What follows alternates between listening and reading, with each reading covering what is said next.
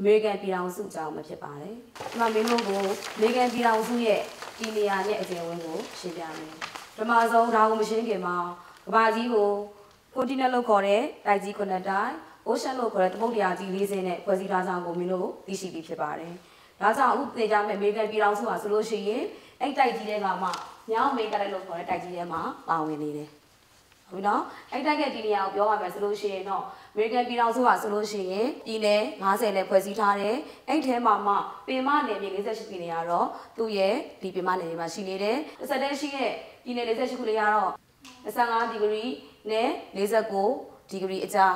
နောက်လောင်ကြီးကျူး69ဒီဂရီနဲ့125ဒီဂရီကြားမှာတည်ရှိတယ်။တစ်ဆက်တည်းမရှိသောအလက်စကာပြည်နယ်ကတော့အေးဘက်မှာတည်ရှိပြီးတော့မှဟာဝိုင်ယီပြည်နယ်ကတော့အပူပိုင်းဒေသမှာတည်ရှိနေပါတယ်။ဒါအပြင်သူနဲ့နာမည်ကြီးဆက်နေတဲ့နိုင်ငံတွေရှိပါတယ်။အဲ့ဒါကတော့မြောက်ဘက်မှာကနေဒါနိုင်ငံတောင်ဘက်မှာတော့မက္ကဆီကိုနိုင်ငံတို့ပဲဖြစ်ပါတယ်။ဒါအပြင်အဲ့နိုင်ငံနဲ့နာမည်ကြီးဆက်နေတဲ့ပင်လယ်သမုဒ္ဒရာလည်းရှိပါတယ်။အရှေ့မှာတော့အတလဲသမုဒ္ဒရာအနောက်မှာတော့ပစိဖိတ်သမုဒ္ဒရာတို့တည်ရှိနေပါတယ်။ဆက်ပြီးတော့မှလေ့လာကြည့်ရအောင်။ဒါဆိုရင်ကျမတို့အခုဆိုရင်အမေရိကန်ပြည်ထောင်စုရဲ့ area ကိုဆက်ပြီးတော့ရှင်းပြပေးပါမယ်။ American ပြည်ထောင်စုဟာ area sphere မိုင်အပြင်ကြည့်မယ်ဆိုရင်တော့တဲ့3.1 8.3ည9တန်းကျော်ကျယ်ဝန်းပြီးစတူရန်ကီလိုမီတာအပြင်တော့663 1418တန်းခန့်ရှိတယ်။ဒါအပြင်ကမ္ဘာပေါ်မှာလည်းပဲ area အပြင်စတုတ္ထအကြီးဆုံးနိုင်ငံတစ်ခုဖြစ်သေးတယ်။ဒါဆိုရင်ကျမတို့ American ပြည်ထောင်စုနဲ့ပတ်သက်ပြီးတော့မှအပိုင်းလေးတွေခွဲပြီးတော့လေ့လာကြည့်ရအောင်။အဲဒီပိုင်းတွေကတော့သဘာဝပထဝီလူမှုရေးပထဝီနဲ့စီးပွားရေးပထဝီအပါအဝင်ပို့ဆောင်ဆက်သွယ်ရေးအပိုင်းတွေပဲဖြစ်ပါတယ်။ပထမဆုံးအမေရိကန်ပြည်ထောင်စုရဲ့သဘာဝပထဝီပိုင်းကိုလေ့လာမယ်ဆိုရင်တော့အဲ့မှာပါဝင်တဲ့အချက်တွေကတော့မြေမျက်နှာသွင်းမြေရာသီဥတုသဘာဝပေါက်ပင်နဲ့မြေစီလွှာအကြောင်းတွေပဲဖြစ်တယ်။အမေရိကန်ပြည်ထောင်စုမြန်မာနယ်မြေမြေမျက်နှာသွင်းမြေကိုအပိုင်း၅ပိုင်းခွဲပြီးတော့မှလေ့လာလို့ရပါတယ်။အပိုင်း၁ကတော့ကျမတို့ဒီဘက်မှာရှိနေတဲ့အမေရိကန်ပြည်ထောင်စုရဲ့အရှေ့နဲ့အရှေ့တောင်ပိုင်းပြည်တော့အရှေ့ပိုင်းနဲ့အရှေ့တောင်ပိုင်းကမ်းရိုးတန်းမြေဒေသဒုတိယအပိုင်းကတော့အပလီချီယန်ကုန်းမြင့်ဒေသတတိယအပိုင်းကတော့အတွင်းပိုင်းလွင်ပြင်ဒေသနဲ့ဒုတိယအပိုင်းကတော့အနောက်ပိုင်းဒေသအပါအဝင်ဒီစမအပိုင်းကတော့ကနေဒီယန်တပ်ရင်ကျောက်မာဒေသတို့ပဲဖြစ်ပါတယ်။အဲ့မှာပထမဆုံးအပိုင်းဖြစ်တဲ့အရှေ့ပိုင်းနဲ့အရှေ့တောင်ပိုင်းကမ်းရိုးတန်းလွင်ပြင်ဒေသဆိုရင်နဲ့အတ္တလန်တိတ်ကမ်းရိုးတန်းလွင်ပြင်ဒေသနဲ့မစ္စစ်ပီမြဝကျွန်းပေါ်အပါအဝင်မက္ကဆီကိုပင်လယ်ကွေ့ကမ်းရိုးတန်းတို့ပါဝင်ပြီးအမြင့်ပေအားဖြင့်သူသည်900ထက်တော့မကျော်ဘူး။ဒုတိယပိုင်းဖြစ်တဲ့အပလီချီယန်ကုန်းမြင့်ဒေသဟာနိုင်ငံရဲ့အရှေ့ပိုင်းမှာတည်ရှိနေပြီးဒီဒေသသည်အနောက်တောင်မှာအရှေ့မြောက်သို့လွှဲလန်းနေရှိနေတယ်။တိုင်းရင်းတော်များပါဝင်ပြီးခြံလမ်းများကုန်းမြင့်များလည်းပါဝင်ပါတယ်။ဒီဒေသရဲ့အမြင့်ဆုံးပိုင်းရာဆိုလို့ရှိရင်တော့ Great Smoky တောင်များရှိရာအမြင့်ပေ6000ကျော်ရှိတဲ့ဒေသတွေပဲဖြစ်ပါတယ်။တတိယအပိုင်းဖြစ်တဲ့ Green Mountain ဒေသကိုအပိုင်း၃ပိုင်းပါပြီးတော့မှလေ့လာကြည့်ပါမယ်။အပိုင်းတစ်ဖြစ်တဲ့မြေလေးဒေသဒီဒေသကဆိုလို့ရှိရင်အမြင့်ပေအားဖြင့်ပေ900မှာပေ1000ကြားမှာတည်ရှိပြီးအလွန်ကျတဲ့ဒေသတစ်ခုလည်းဖြစ်ပါတယ်။အဲ့မှာစစ်စစ်တဲ့ပြည်တွေကတော့ Mississippi ပြည်နယ် Missouri, Ohio, Tennessee, Arkansas စတဲ့ပြည်တွေဖြစ်စစ်စစ်နေပြီးအဲ့ဒီဒေသရဲ့လောကဆိုလို့ရှိရင်တော့ကျမတို့ HOMB home ဆိုအလွယ်တကူမှတ်လို့ရတဲ့နေရာကြီး9အားရှိနေတယ်။အဲ့9ကတော့ဒီမှာကြည့်တော့ home က H ဆိုတဲ့ Huron, O Ontario, M Michigan,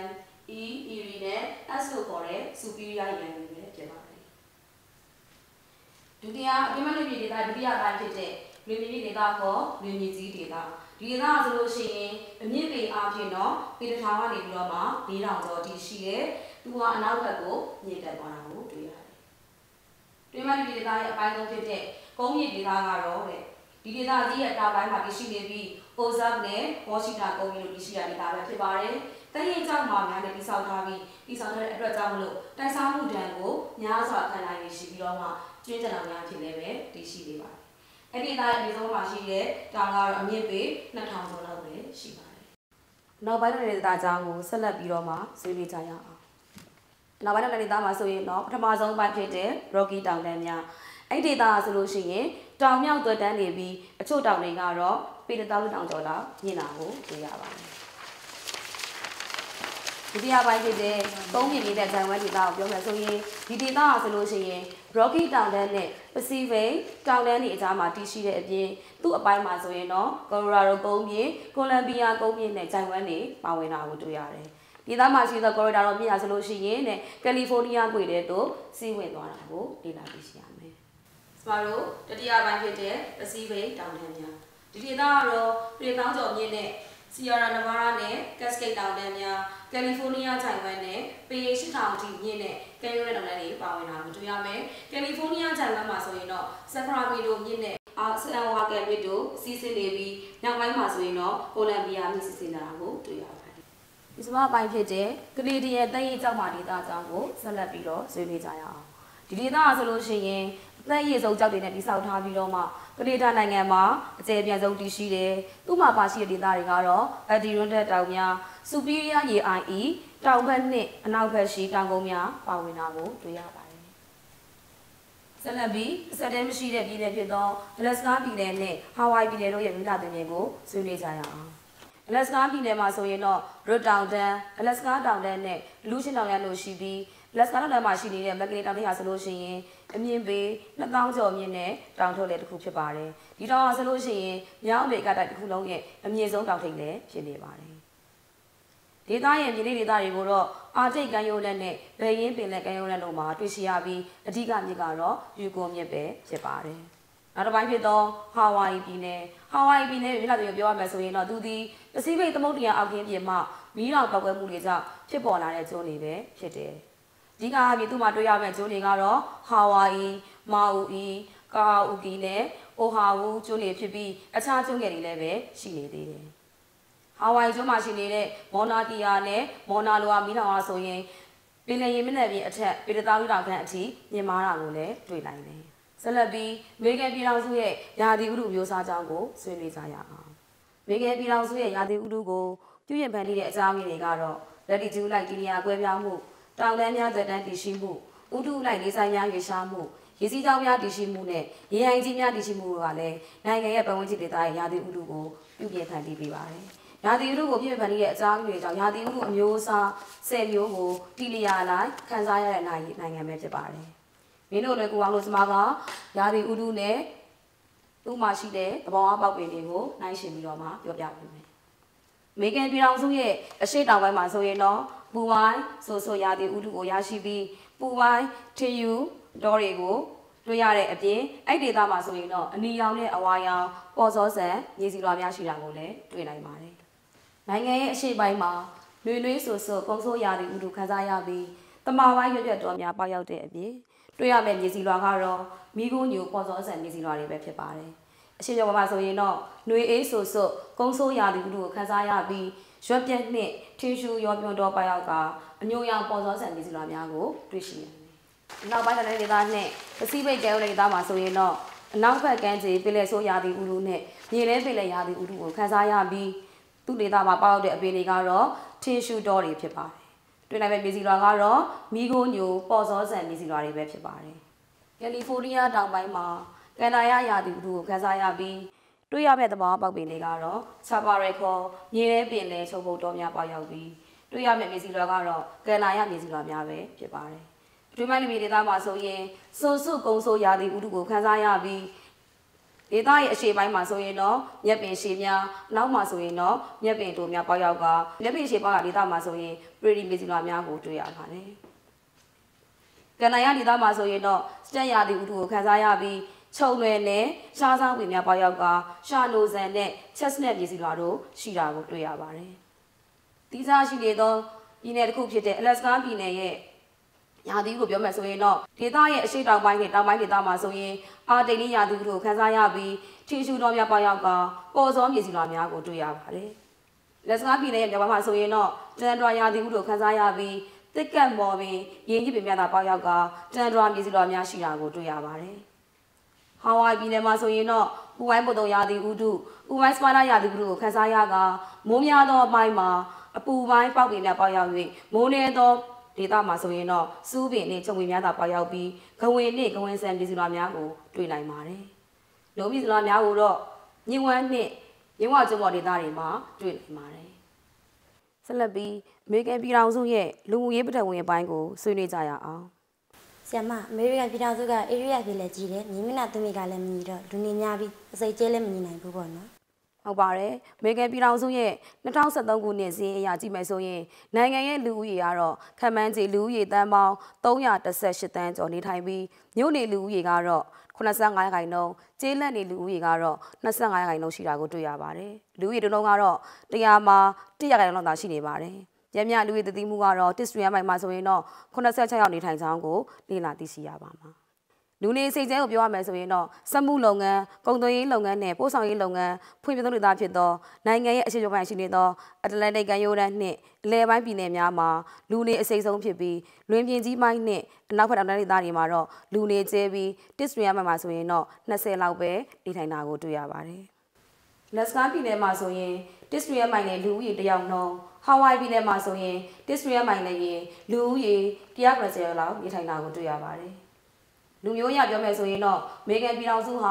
လူမျိုးပေါင်းစုံနေထိုင်ရောနှောနေတဲ့နိုင်ငံတစ်ခုလည်းဖြစ်နေပါတယ်။အမှန်တည်းလူဦးရေပြောမယ်ဆိုရင်တော့ဥရောပအနွယ်ဝင်လူဖြူများကတော့88ရာခိုင်နှုန်းအာဖရိကအနွယ်ဝင်လူမဲတွေကတော့17ရာခိုင်နှုန်းနဲ့အာရှအနွယ်ဝင်ပါဝင်သောအခြားလူမျိုးတွေကတော့1ရာခိုင်နှုန်းလောက်ပဲရှိတာကိုတွေ့ရပါတယ်။နိုင်ငံရဲ့တိုင်းဥသားတွေကတော့အင်ဒီယန်တွေပဲဖြစ်ပါတယ်။ဆက်လက်ပြီးအမေရိကန်ပြည်ထောင်စုရဲ့စီးပွားရေးပထဝီအပိုင်းကိုဆွေးနွေးကြမယ်။ဆမစီးပွားရေးပထဝီနဲ့ဘယ်လိုလုပ်ငန်းတွေပါဝင်ပါလဲဟုတ်ပါပြီစီးပွားရေးပထဝီမှာလေ့လာရမယ့်အပိုင်းတွေကတော့စိုက်ပျိုးရေးမွေးမြူရေးတစ်တော်တင်းထွက်ပစ္စည်းနဲ့စက်မှုလုပ်ငန်းတွေပဲဖြစ်ပါတယ်အမေရိကန်ပြည်ထောင်စုရဲ့စိုက်ပျိုးလုပ်ငန်းကြောင့်ပြောမယ်ဆိုရင်တော့နိုင်ငံရဲ့စိုက်ပျိုးရေး area သည်စုစုပေါင်း area တန်းပေါင်း983တန်းကျော်စိုက်ပျိုးနိုင်ပြီးတနိုင်ငံလုံးရဲ့20ခိုင်လောက်ရှိတာကိုတွေ့ရပါတယ်နိုင်ငံရဲ့အဓိကစိုက်ပျိုးသီးနှံကတော့ဂျုံဖြစ်ပြီးသူ့မှာစိုက်ပျိုးမဲ့ဂျုံသီးနှံမှာຫນွေကူးနဲ့စောင်းကူးဂျုံဆိုပြီးတော့မှနှစ်မျိုးရှိတာကိုတွေ့ရပါတယ်။ຫນွေကူးဂျုံကိုတော့နိုင်ငံရဲ့မြောက်လယ်ပိုင်းပြည်နယ်များနဲ့စောင်းကူးဂျုံကိုတော့ဒီဘရက်စတာနဲ့၎င်း၏တောင်ဘက်ရှိပြည်နယ်တွေမှာစိုက်ပျိုးတာကိုတွေ့ရှိရမှာပါ။ကိုလံဘီယာကုန်းပြည်ကြီးနဲ့အရှေ့ပိုင်းပြည်နယ်အချို့မှာလည်းပဲဂျုံများကိုစိုက်ပျိုးကြောင်းလေ့လာသိရှိရပါတယ်။အခြားစိုက်ပျိုးသီးနှံတွေကတော့ပြောင်းမှုစံစပါအုတ်ဘာလီရိုင်းစော်ကန်စားတဲ့အခြားနှံစားသီးနှံတွေအပြင်ဝါဆေးရွက်တကြားမုံလာကြံမြေပဲပဲပစက်ဟင်းသီးဟင်းရွက်အာလူရှောက်လိမ္မော်ပန်းသီးတစ်တော်ချယ်ရီစတဲ့သီးနှံကစိုက်ပျိုးတဲ့အပြင်စိုက်ပျိုးတဲ့အခါမှာလည်းပဲအဓိကသီးနှံအလိုက်ကိုရဲဝုံအလိုက်စိုက်ပျိုးတာကိုလေ့လာသိရှိရပါတယ်။အမေရိကန်ပြည်ထောင်စုရဲ့မွေးမြူရေးလုပ်ငန်းကြောင့်ပြောမယ်ဆိုရင်တော့နိုင်ငံရဲ့အဓိကမွေးမြူရေးလုပ်ငန်းကတော့နွားလုပ်ငန်းပဲဖြစ်ပါတယ်။နွားမွေးမြူရေးလုပ်ငန်းမှာနိုစားနွားကိုမြို့ကြီးတွေနဲ့နီးပြီးမိုးကောင်းတဲ့အရက်မှာမွေးမြူပြီးအသားစားနွားကိုတော့မိုးနေတဲ့နေမြေဒေသတွေမှာမွေးမြူတာကိုတွေ့ရပါတယ်။အခြားမွေးမြူတဲ့တိရစ္ဆာန်တွေကတော့ဝက်၊သိုး၊ကြက်နဲ့ကြက်စင်တို့ပဲဖြစ်ပါတယ်။ဒါအပြင်ပင်လယ်သမုဒ္ဒရာနဲ့နိုင်ငံတွင်းမှာရှိနေသောရေအိုင်ကြီးတွေနဲ့မြစ်ချောင်းတွေမှာဆိုရင်တော့ငါးဖမ်းလုပ်ငန်းတွေလုပ်ကိုင်ကြဖို့လည်းပဲလေ့လာသိရှိနိုင်ပါတယ်။မိခင်ပြည်အောင်စုရဲ့တစ်လုပ်ငန်းကြောင်းကိုဆွေးနွေးရမယ်ဆိုရင်စီးပွားဖြစ်တစ်ထုတ်နိုင်တဲ့ area ကတော့90ရာခိုင်နှုန်းကျော်ဟာပင်မနယ်မှာတည်ရှိပြီးတော့မှ2ရာခိုင်နှုန်းကတော့အလက်စကားပြည်နယ်မှာတည်ရှိကြောင်းကိုတွေ့ရပါတယ်။အမေရိကန်နိုင်ငံဟာဆိုရင်ကမ္ဘာပေါ်မှာထေးရှုသစ်ဒုတိယအများဆုံးထုတ်နိုင်တဲ့နိုင်ငံတစ်ခုဖြစ်ကြကုန်လည်းပဲလေ့လာမှတ်သားလို့ရပါတယ်။ဆက်လက်ပြီးတွင်းထွက်ပစ္စည်းလုပ်ငန်းကြောင့်ပြောမယ်ဆိုရင်အမေရိကန်ပြည်ထောင်စုဟာတွင်းထွက်ပစ္စည်းကျွဲဝတဲ့နိုင်ငံတစ်ခုဖြစ်တယ်။သူမှတွေ့ရမယ့်တွေ့တဲ့ဖြစ်တော့ကြောင်မီသွေးရေနံသဘာဝဓာတ်ငွေ့နျူကလ িয়ার ဆွဲရင်နဲ့ရေကားကိုသုံးပြီးလျှက်စစ်ဓာတ်အားထုတ်ယူတဲ့အပြင်ကမ္ဘာပေါ်မှာလျှက်စစ်ဓာတ်အားအများဆုံးထုတ်နိုင်တဲ့နိုင်ငံတစ်ခုလည်းဖြစ်ပါတယ်။နိုင်ငံရဲ့စက်မှုလုပ်ငန်းများဟာအလွန်ပဲတိုးတက်ထွန်းကားတဲ့သဘာဝနဲ့ဤပညာဆိုင်ရာအခွင့်အလမ်းကောင်းတွေရှိတဲ့အတွက်ကြောင့်မလို့ကမ္ဘာမှာစက်မှုထွန်းကားတဲ့နိုင်ငံတစ်ခုလည်